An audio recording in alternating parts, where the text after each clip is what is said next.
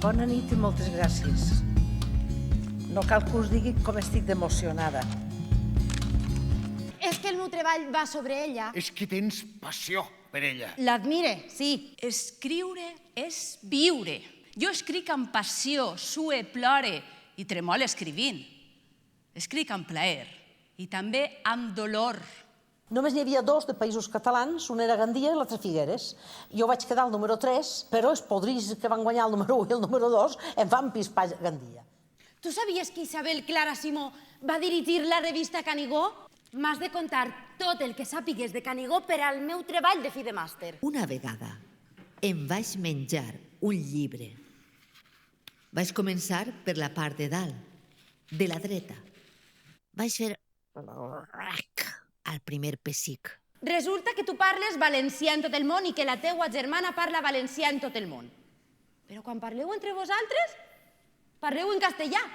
Però quan vaig arribar a la facultat vaig conèixer a Joan Fuster i a la seva colla i em van dir: tens una llengua i tens una gramàtica, fes el favor d'escriure en valencià. Quan vaig escriure un primer conte amb la meua llengua, em vaig posar a plorar. També ho és en altres camps, com la lluita pels drets de les dones, l'equiparació i la igualtat entre sexes. Júlia?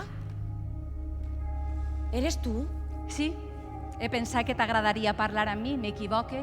Et consideres una precursora del feminisme, Del femi què?